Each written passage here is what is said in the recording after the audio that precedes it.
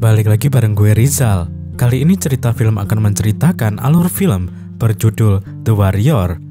Rampotineni yang kini memerankan sebagai Satya adalah seorang dokter di kota Kurno.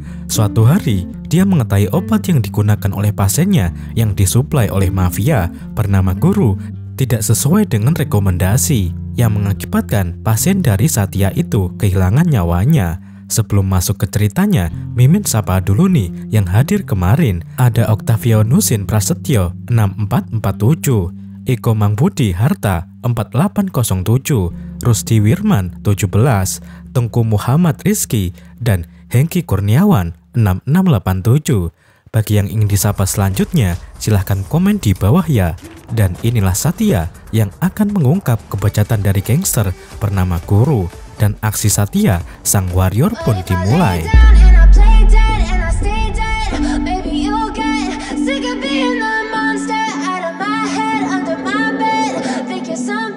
Hidup Satya bahagia aman sentosa bersama keluarganya di Hyderabad. Dia tidak mengenal dunia kekerasan. Satya baru lulus sarjana kedokteran. Dia mengajak ibunya pindah ke Kurno karena ditugaskan sebagai dokter magang di sana. Sedangkan ayah Satya sudah meninggal dunia. Sopir taksi yang mengantar mereka ke rumah sewaan tidak mengetahui jalan. Seorang gadis asli Kurno, Mahalaksmi, bersedia membantu. Mahalaksmi yang sehari-hari bekerja sebagai penyiar radio iseng mengerjai mereka. Maha membuat Satya dan ibunya dongkol menunggu dengan mampir di banyak toko. Rupanya rumah yang dituju Satya milik paman Maha. Hari pertama masuk rumah sakit, Satya langsung sigap menangani seorang pasien yang baru datang. Sikap Satya mendapat pujian dari pemimpin rumah sakit, Robert.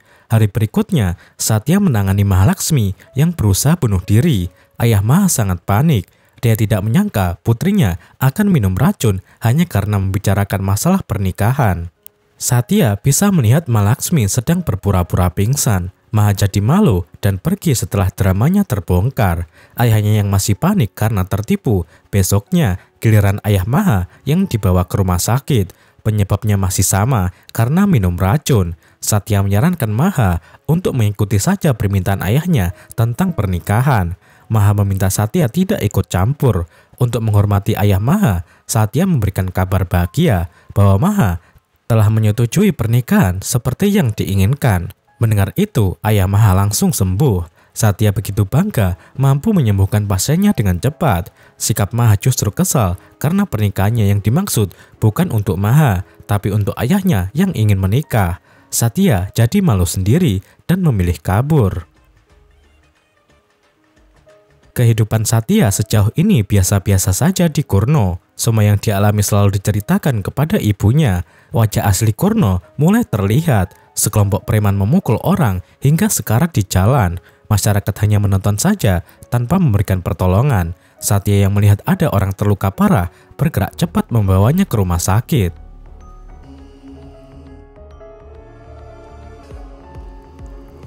Satya sendiri yang menangani pasien itu sehingga nyawanya terselamatkan. Inilah pengalaman pertama Satya menyelamatkan nyawa orang. Dia menelepon ibunya untuk berbagi cerita. Satya tidak menyadari sekelompok preman datang ke rumah sakit membunuh pasiennya.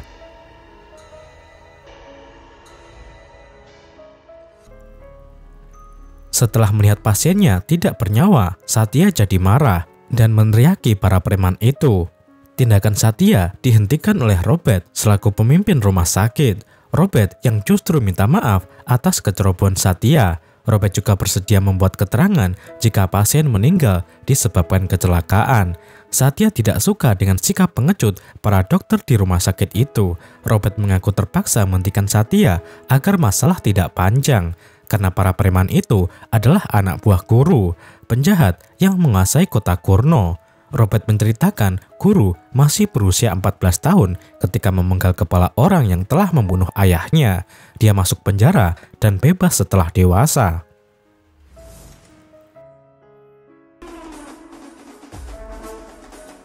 Ketika Guru keluar penjara, rumah dan asetnya telah diambil paksa oleh orang bernama Kumarapa karena hutang ayahnya belum dilunasi. Kumarapa adalah penguasa Kurno. Guru sama sekali tidak takut dengan nama besar Kumarapa. Dia mendatangi Kumarapa untuk meminta aset keluarganya dikembalikan. Guru justru mendapatkan perlakuan buruk. Tanpa bicara lagi, Guru mengajar Kumarapa dan anak buahnya.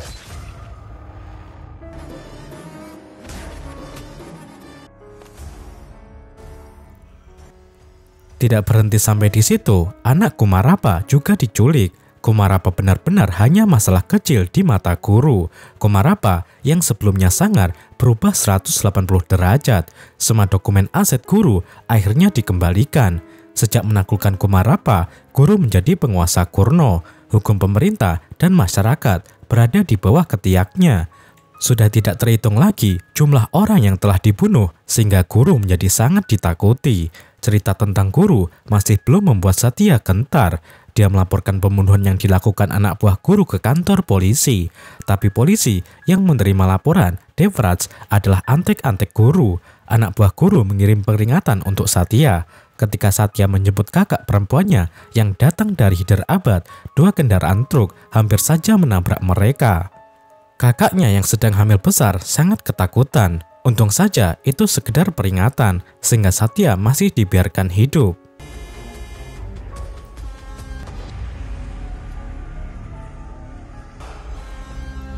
Atasan Satya, Robert, kembali mengingatkan agar tidak lagi melawan Guru. Satya harus mencabut laporannya.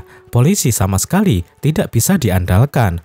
Anak dan istri pasien yang dibunuh juga sudah menerima ancaman. Mereka hidup dalam ketakutan. Tidak ada pilihan lain lagi bagi Satya kecuali mencabut laporannya. Satya dibully oleh Devraj. Sejak awal, Devraj sudah menduga jika Satya pasti akan mencabut laporannya. Satya tidak bisa berbuat apa-apa dengan bulian itu. Dia tidak memiliki kekuatan untuk melawan. Satya melanjutkan tugasnya sebagai dokter dengan damai. Hubungan Satya dan Mahalaksmi mulai lebih dekat setelah Satya menyelamatkannya dari serudukan banteng. Hati Maha kepincut dengan Satya, begitu pula sebaliknya. Mereka jadi lebih sering bersama. Kehidupan damai Satya kembali terganggu dengan beberapa pasien meninggal dunia secara tiba-tiba.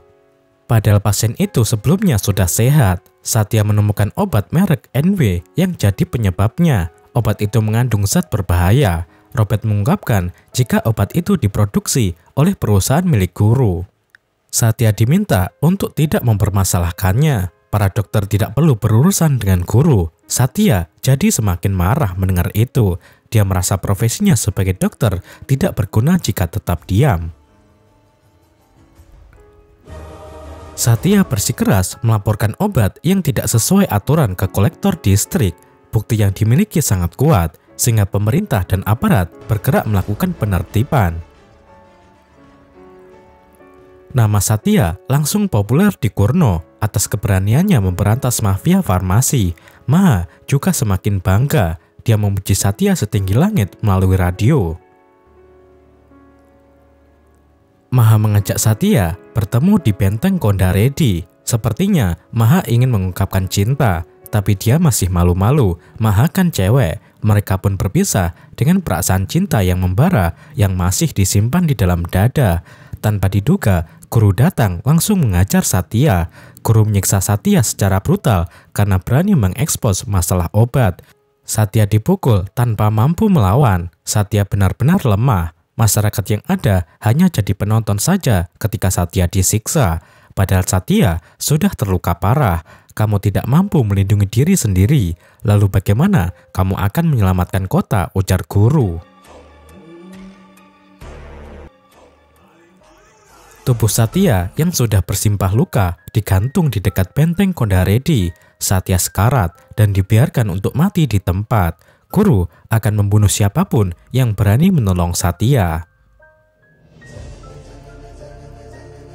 Malam harinya, hujan turun cukup deras. Atasan Satya di rumah sakit, Robert, diam-diam membawa Satya kabur.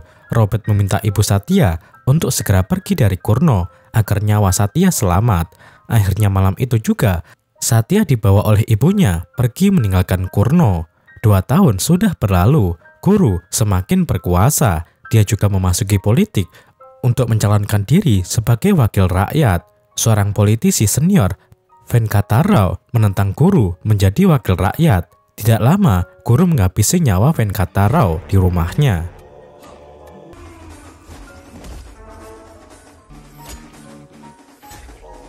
Guru juga marah kepada seorang jurnalis yang berbicara buruk tentangnya di televisi. Jurnalis itu jadi sasaran anak buah guru. Dia dikejar hingga stasiun kereta api. Seseorang berani membantunya. Dialah Satya yang kembali ke Kurno setelah 2 tahun kabur melarikan diri. Penampilan Satya terlihat berbeda, kumis dan jenggotnya lebih tebal. Anak buah guru yang dipimpin Mandar tertawa melihat itu.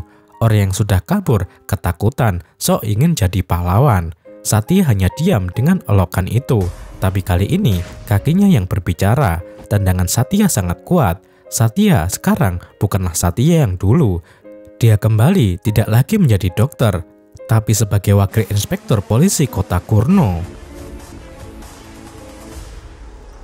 Ternyata selama 2 tahun terakhir, Satya fokus mempersiapkan diri untuk balas dendam kepada guru.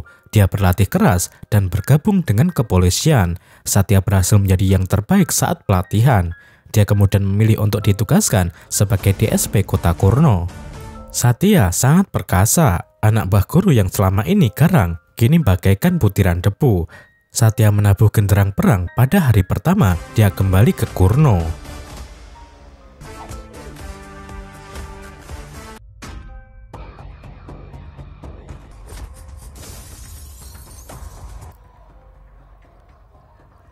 Anak buah guru yang menyerang ditangkap dengan sangat mudah.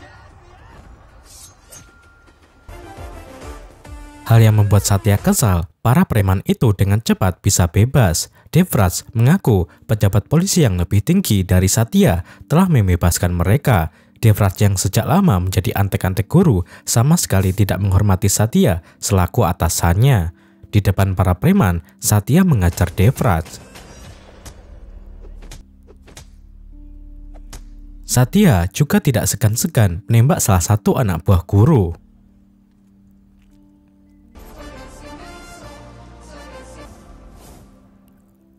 Atasan Satya datang dan marah-marah. Satya tidak peduli, atasannya juga dipukul karena bekerja untuk guru. Para penjahat semakin kurang ajar karena polisi yang bermental korup dan pengecut. Langkah selanjutnya, Satya semakin berani. Dia ingin membuat pengumuman publik melalui radio.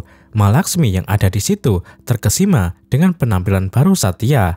Anehnya, Satya begitu cuek. Jangankan menyapa, niat mah saja tidak. Satya mengumumkan dirinya yang datang kembali ke Kurno sebagai wakil inspektur polisi. Satya memastikan setiap laporan masyarakat akan diproses. Tidak seperti sebelumnya, polisi takut dengan gangster guru.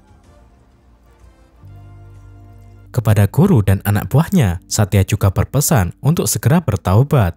Jika tidak, Satya akan menangkap mereka semua. Ancaman itu justru ditertawakan oleh guru. Satya menunggu masyarakat yang berani melapor, tapi belum ada yang datang. Satya sangat bersemangat ketika seseorang datang. Sayangnya itu hanya prank saja. Orang itu hanya mengeluhkan penyakit diabetes untuk mengolok-olok Satya. Devraj tertawa mendengarnya, karena orang yang datang adalah anak buah guru. Satya dipermalukan. Devraj juga menertawakan Satya, padahal dia seorang polisi. Laporan yang diharapkan akhirnya datang. Seorang anak penjual teh melaporkan kasus pembunuhan terhadap ayah dan saudaranya. Pelaku pembunuhan adalah Mandar, anak buah guru. Satya bergerak cepat ingin menangkap Mandar. Para preman yang menghalangi dihajar. Mandar dipukul dan diseret ke jalanan untuk dijebloskan ke penjara.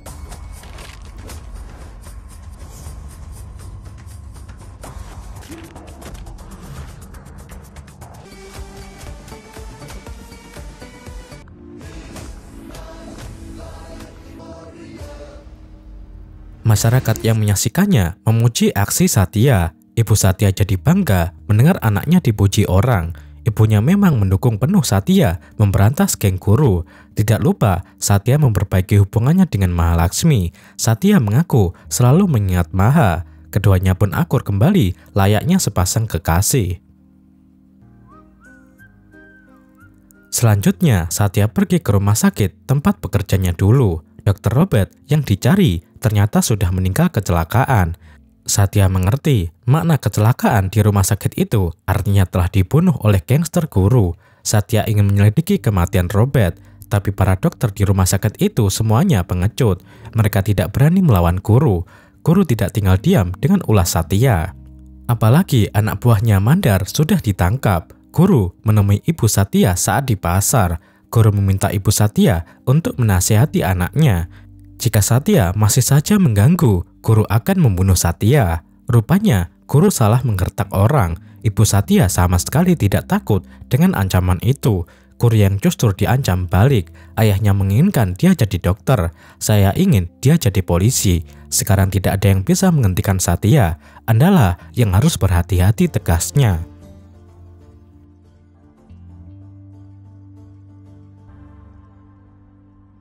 Di kantor, Satya menerima fax dari kepolisian negara bagian lain tentang buronan mereka yang berada di Kurno. Satya mengenal salah satunya, yaitu sopir truk yang sempat menyerang Satya 2 tahun yang lalu.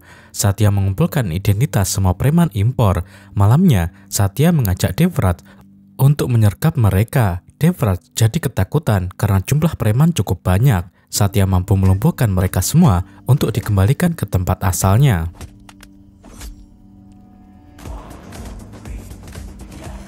Sedangkan orang yang bertanggung jawab, Raffi, berhasil melarikan diri. Raffi melaporkan apa yang terjadi kepada guru. Kebetulan, guru sedang fokus mengurus karir politiknya. Raffi diminta bersembunyi untuk sementara waktu di rumah sakit dengan berpura-pura terkena serangan jantung. Satya mengetahui rencana itu, dia menangkap basah Raffi. Guru semakin marah. Satya justru berani datang langsung menemui guru. Tujuan kedatangannya karena tidak suka dengan gaya guru yang sempat mengancam ibu Satya. Guru tidak boleh lagi bertindak seperti anak kecil. Anda seperti anak kecil yang mengeluh kepada ibu saya, ujar Satya mengolok. Guru tidak bisa berkata apa-apa. Bantengnya dilepas ketika Satya akan pergi. Satya sempat terjatuh karena diseruduk dari belakang. Tapi cukup mudah bagi Satya untuk menaklukkan seekor banteng.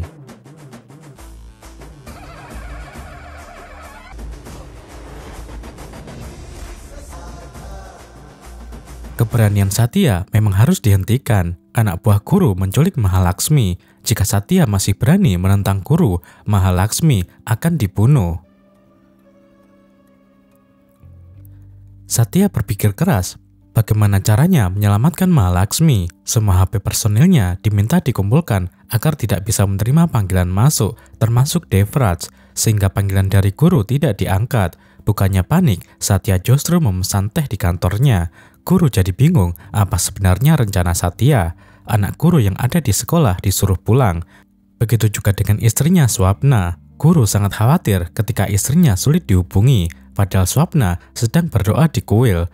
Situasi jadi berbalik, seharusnya Satya yang tegang karena pacarnya diculik, tapi guru yang justru tidak tenang. Guru yakin Satya memiliki rencana besar sehingga bisa santai minum teh. Setelah berpikir mendalam, guru memerintahkan anak buahnya melepas Mahalaxmi. Barulah Satya bergegas menemui Maha. Hal yang membuat Maha penasaran apa yang telah dilakukan Satya, sehingga musuhnya ketakutan. Ternyata Satya tidak melakukan apapun untuk menyelamatkan Maha. Dia hanya diam dan membiarkan guru sibuk mendebat, karena terkadang tindakan diam dibutuhkan. Diam adalah kekerasan terbesar di dunia, jelas Satya dengan cerdasnya. Satya memang lawan sebanding untuk menghadapi guru. Dokter di rumah sakit, Rahim, mulai memiliki keberanian untuk mengungkap jika Dr. Robert dibunuh oleh guru. Rahim menghubungi Satya, bukti akan diberikan besok pagi. Sayangnya, Rahim dibunuh terlebih dahulu. Mayatnya ditemukan di kuburan Robert saat polisi ingin melakukan otopsi ulang. Itu adalah ulah guru yang bisa melacak gerakan lawannya. Kali ini, guru bergerak selangkah lebih maju. Giliran Satya yang diolok-olok. Saya akan mengajukan pencalonan besok. Lebih baik kamu datang menjadi bagian pengamanan untuk saya, ucap guru. Satya kalah cepat, tapi dia melihat tangan Dr. Rahim meninggalkan sebuah petunjuk. Satya bisa memahami itu sehingga sebuah flash disk bisa ditemukan. Isi flash disk ternyata video rekaman saat guru membunuh Robert. Dari malam hingga pagi, Satya tidak pernah tidur. Usahanya membuahkan hasil. Dengan bukti yang dimiliki, Satya segera pergi menangkap guru yang sedang sibuk dengan pencalonannya. Saat ia datang bersama pasukan lengkap, guru langsung diseret di hadapan pendukungnya. Satya tidak peduli dengan ancaman kerusakan dari pendukung guru. Kehebatan guru hancur seketika. Devraj yang dulu bekerja untuk guru kini sudah berubah. Devraj ikut mengamankan pendukung guru yang coba-coba memberikan perlawanan. Satya berhasil menjebloskan guru ke penjara. Semua polisi diminta berpatroli. Ancaman kota akan terbakar jika guru ditangkap tidak terbukti. Semua masih aman terkendali. Inilah hari yang sangat saya tunggu-tunggu, ujar Satya mengelok guru.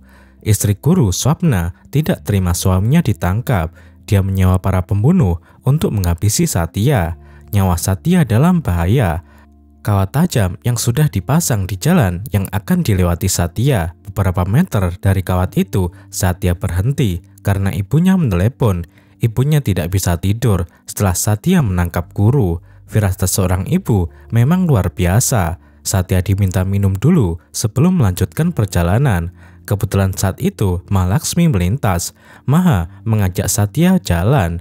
Dan sungguh malang leher Maha yang terkena kawat itu.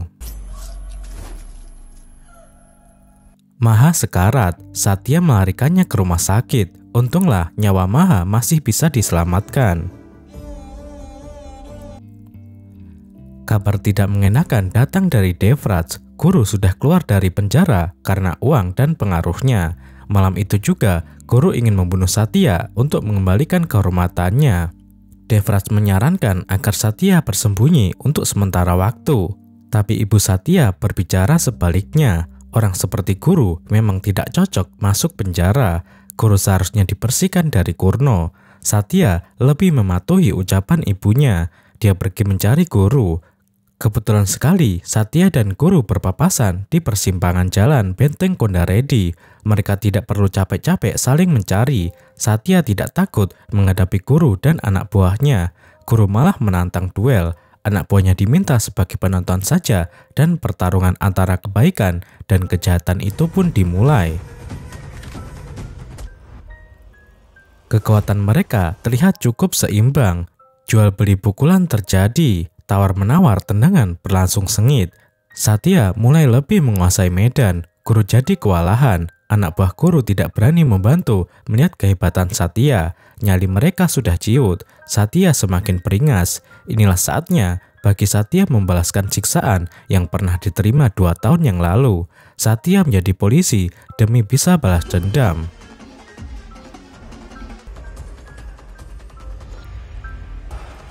Dan di malam itu, Satya menggantung guru di tempat Satya digantung dulu. Satya meninggalkan guru yang sudah sekarat.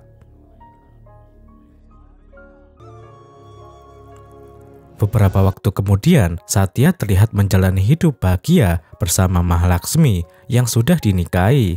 Satya menjalani hidup dengan 2 profesi, yaitu sebagai dokter dan polisi. Dan film pun berakhir.